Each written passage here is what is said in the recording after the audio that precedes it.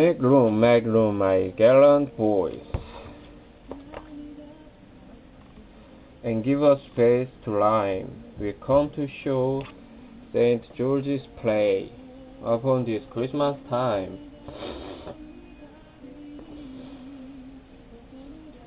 The guests were now arranging themselves at one end of the room. The fiddler was mending a string.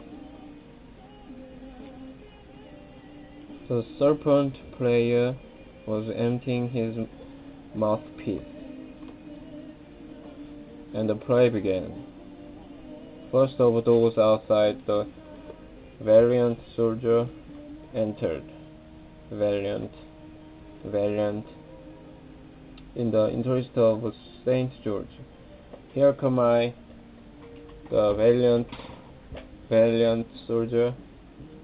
Slasher is my name, and so on. This speech concluded with a challenge to the infidel, at the end of which it was Istasha's duty to enter as the Turkish knight.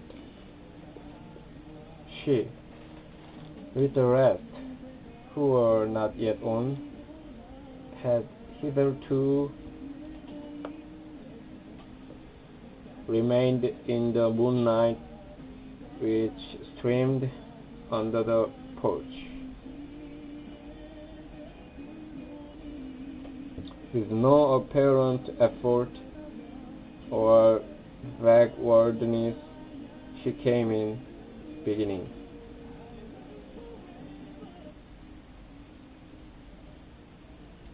Here come I, a Turkish knight who learned in Turkish and learned to fight.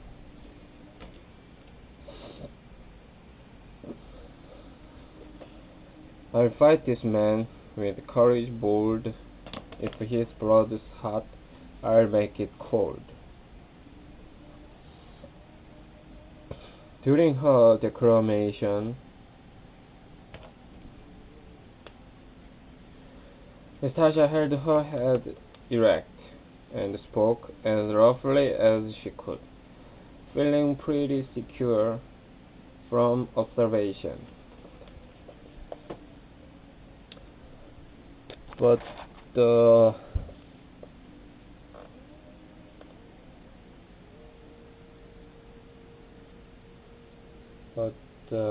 concentrating upon her part necessary to prevent discovery.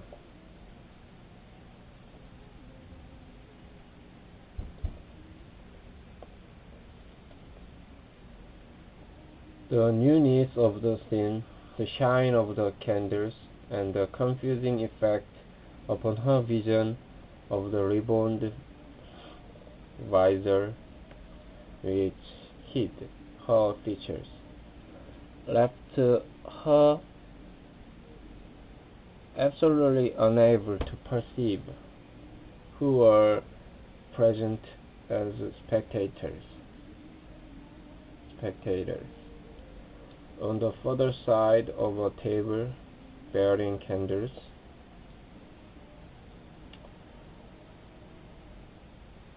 she could faintly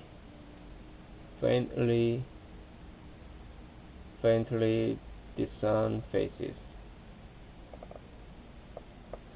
and that was all. Meanwhile, James Starks, as the valiant soldier, had come forward, and with a glare upon the Turk, replied, "If then thou art that Turkish knight, throw out thy sword, and let us fight."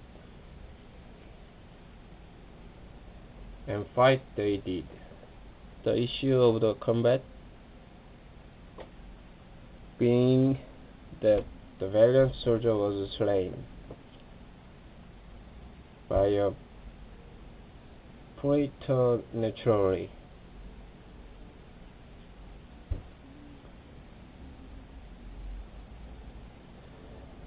Inadequate thrust. Inadequate thrust from Tasha. Jim, in his ardor for genuine histrionic art, coming down like a log upon the stone floor, with force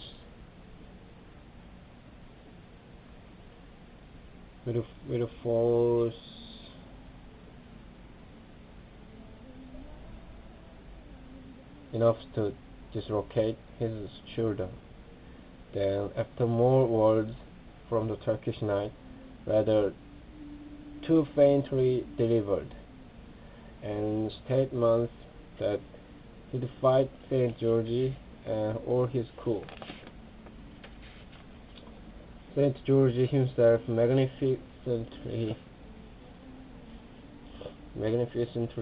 entered with a well-known flourish. Here come I, St. George, the valiant man, with naked sword and spear in hand, who fought the dragon and brought him to the slaughter. And by this one fair Sabra, the king of Egypt's daughter, one mortal man would dare to stand before me with my sword in hand. This was the lad who had first recognized Tasha, and when she now, as the Turk, replied with suitable defiance, and at once began the combat. The young fellow took especial care to use his sword as gently as possible. Being wounded, the knight fell upon one knee according to the direction. The doctor now entered, restored the knight by giving him a draught from the bottle which he carried, and the fight was again resumed, the Turk sinking by degrees until quite overcome.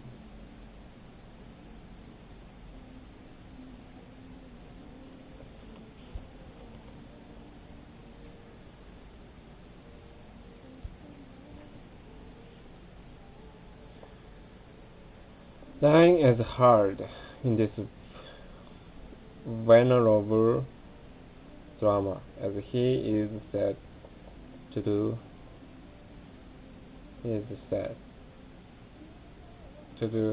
at the present day. This gradual sinking to the earth was, in fact, one reason why Tasha had thought that the part of the Turkish knight, though not the shortest, would suit her best. Direct fall from upright to horizontal,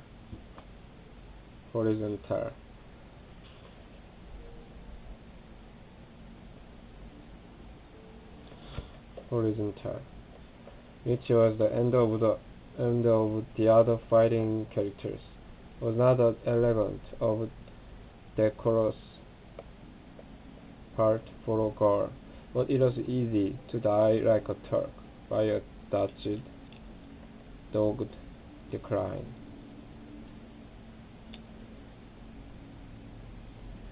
Tasha was now among the number of the slain, though not on the floor, for she had managed to sink into a sloping position against the clock case, so that her head was well elevated.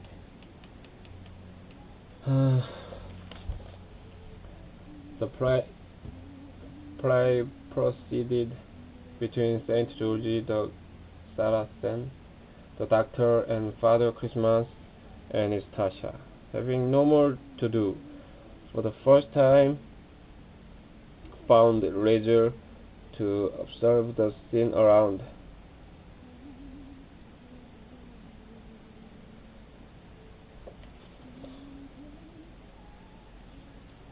and to search for the form that has drawn her hither.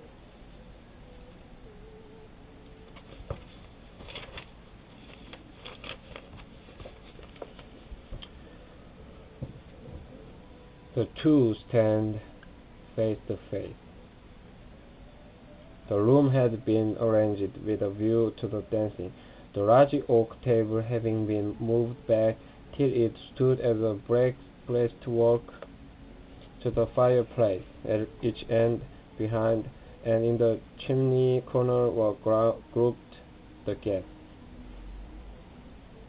many of them being warm-faced and panting, among whom Natasha cursorily recognized.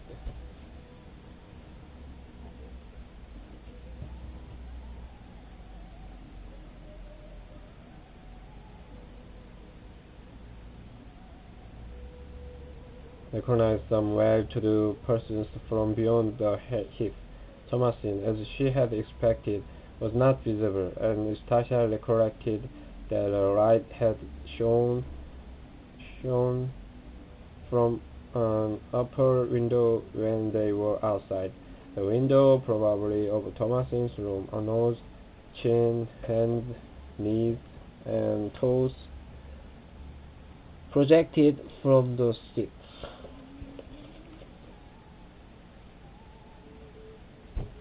Within the chimney opening, which members she found to unite in the person of Grandfather Cantor, Mrs. Albright, occasional assistant in the garden, and therefore one of the invited.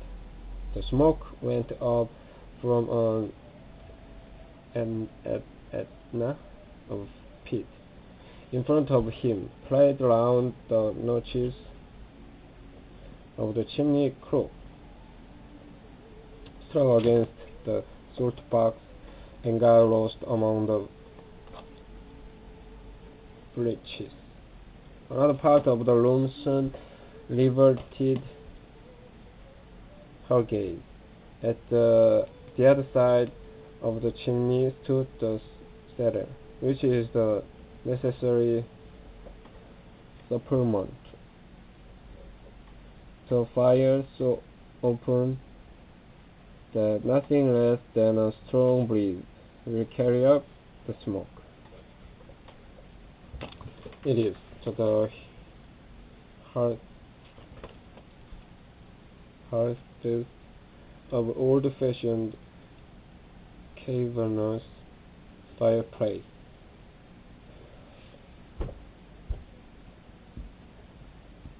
What the east bed of trees is to the exposed country estate, or the north wall to the garden outside the cellar candle's gutter. Locks of hair wave, young woman shiver, and old man sneeze. Inside is paradise, not a symptom of a drought disturbs the air. The sitters' backs are as warm as their faces, and songs and old tales are drawn from occupants by the comfortable heat, like fruit from melon plants in a frame. It was, however, not with those who sat in the cellar that Nastasia was concerned. Her face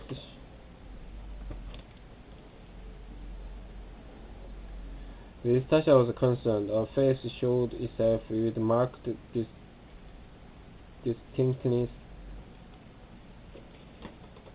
against the dark tanned wood of the upper part.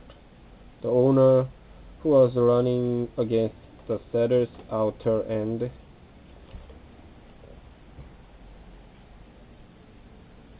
was Clement Theobald, or Crime, as he was called here. She knew it could be nobody else.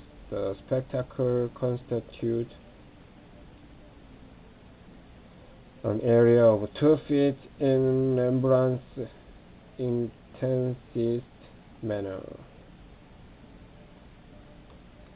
A strange power in the long lounger's appearance lay in the fact that, though his whole figure was visible, the observer's eye was only aware of his face. To one of middle age, the countenance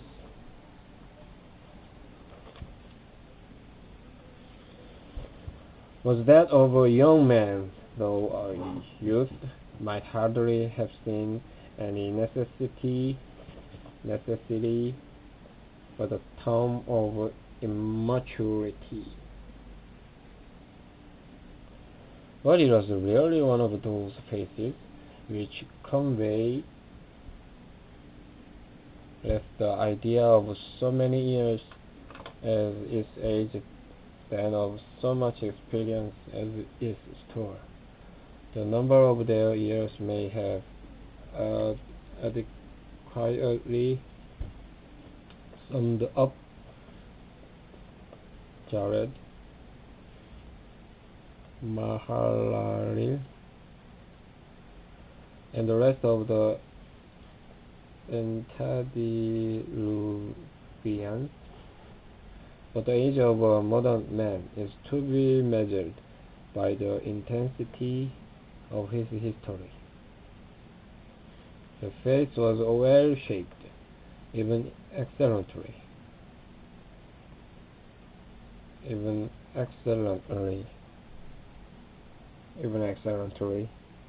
but the mind within was beginning to use it as a mere waste tablet, whereon to trace its idiosyncrasies.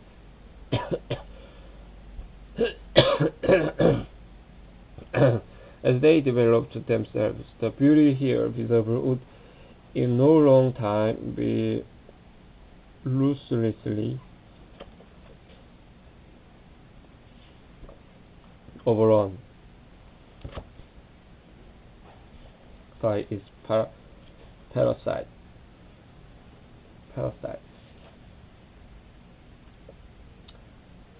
though which might just as well have fed upon a plainer exterior.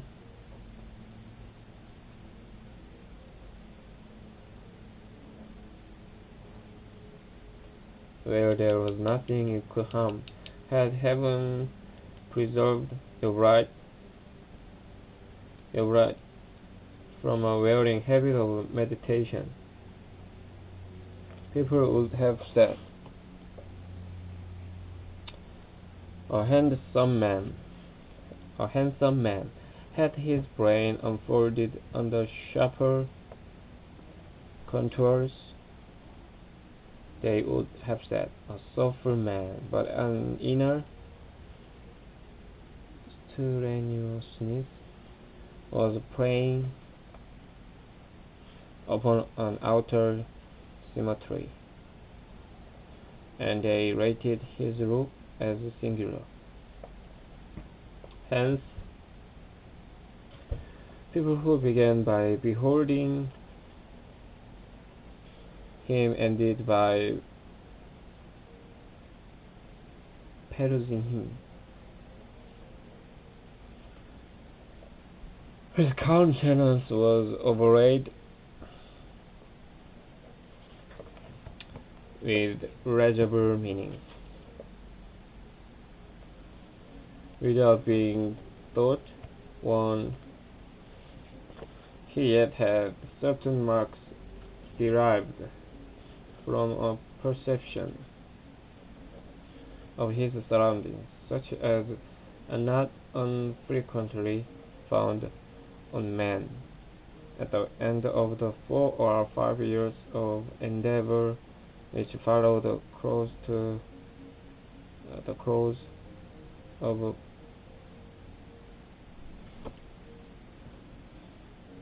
precious pupillage,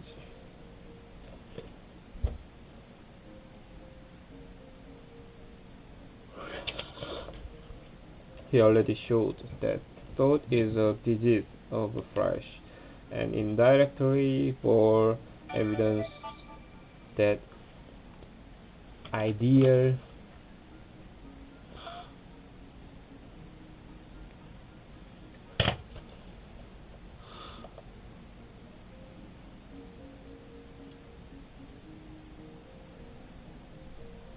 ideal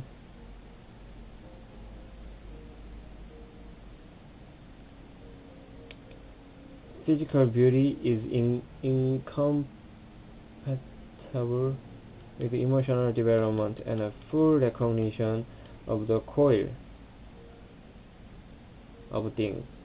Mental luminousness must be fed with the oil of life, even though there is already a physical need for it, and the pitiful sight of two demands on one supply was just showing itself here. When standing before certain men, the philosopher regrets that thinkers are but perishable tissue.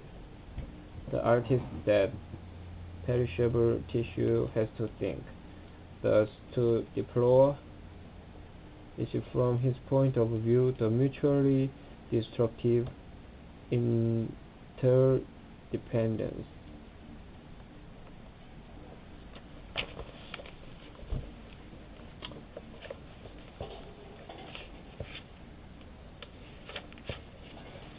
of spirit and flesh would have been instinctive with this in critically observing your right. And for his look, it was a natural cheerfulness, striving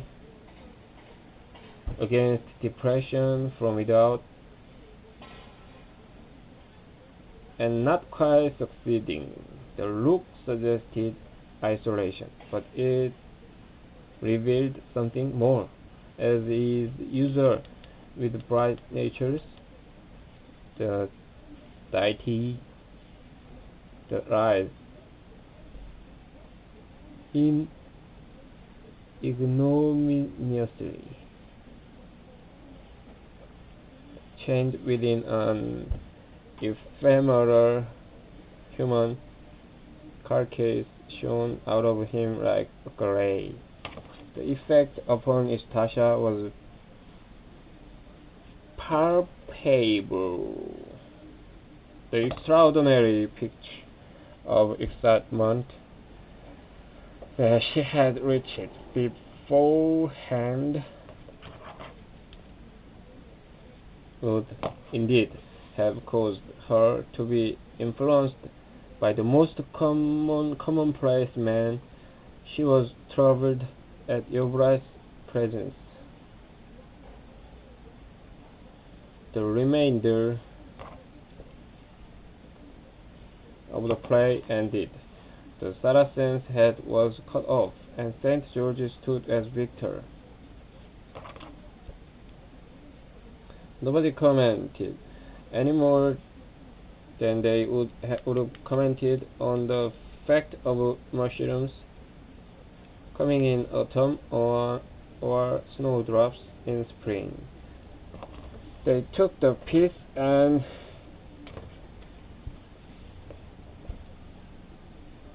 phlegmatically, as did the actors themselves. It was a phase of cheerfulness which was, as a matter of course, to be passed. As a matter of course, to be passed through every Christmas, and there was no more to be said. They sang the plaintive chant, which follows the fray, during which all the dead men rise to their feet in a silent and awful manner, like the ghosts of Napoleon's soldiers in the Midnight Review. Afterwards, the door opened, and Fairway appeared on the threshold. Accompanied by Christian and another, they had been waiting outside for the conclusion of the play, as the players had waited for the conclusion of the dance. Come in, said Mrs. Albright, and Crime went forward to welcome them. How is it you are so late? Grandpa Cantor has been here ever so long.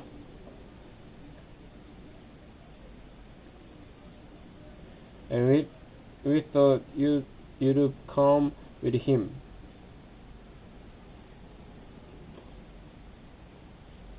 As you live so near one another.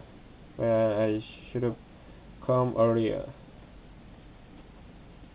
Mr. Fairway said, and paused to look along the beam of the ceiling for a nail to hang his hat on.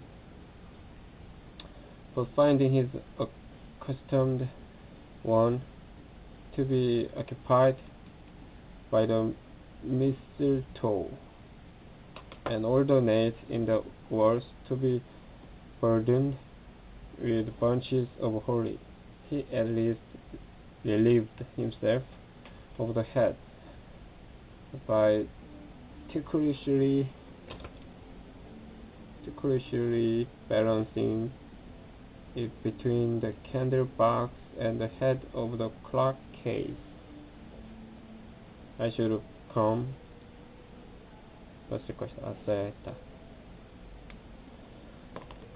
I should have come earlier, ma'am, he resumed, with a more composed air.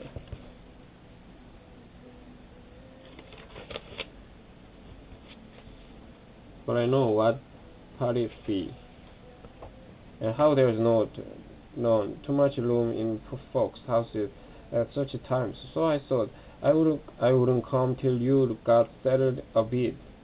And I thought so too, Mrs. Albright said Christian earnestly. But father there was so eager that he had no manners at all, and left home almost afore it was dark. I told him it was very decent in an old man to come so over soon. But words be wind. I wasn't going to bide waiting about till half the game was over. I'm as right as a kite when anything's going on. Crowed Grandpa Cantor from the chimney seat. Fairway had meanwhile concluded a critical gaze at Albright. Now you may not believe it, he said to the rest of the room, but I should never have known this gentleman, if I had met him anywhere of his own hip. He's altered so much. You two have altered, and for the better, I think, Timothy, said Albright, surveying the firm figure of Fairway. Master Albright looked me over too. I have altered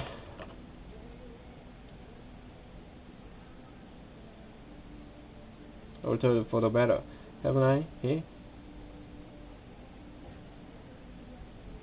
The Grandpa Cantor, rising and pressing himself something above half a foot from Crime's eye, to induce the most searching criticism.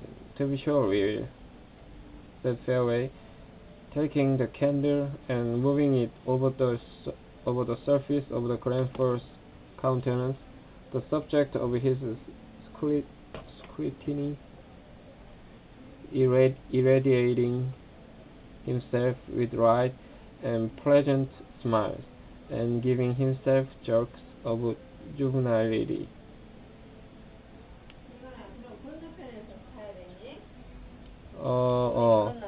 내려가는 거. 저기 앉아서. You haven't changed much, said your right. If there's any difference, Grandpa is younger. Appended very decisively. And yet not my own doing. And I feel no pride in it, said the priest ancient.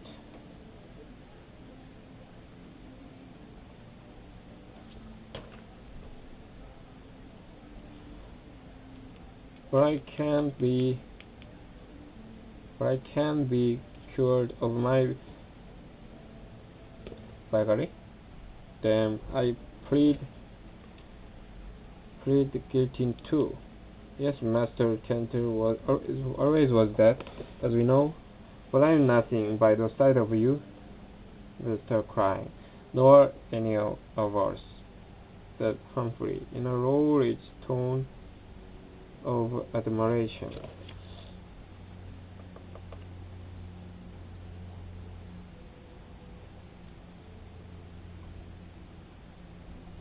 Not intended to reach anybody's ears. Really, there would have been nobody here who could have stood as distant second to him, or even third, if I hadn't been a soldier in the bang-up rockers, said Grandpa Cantor. And even as it is we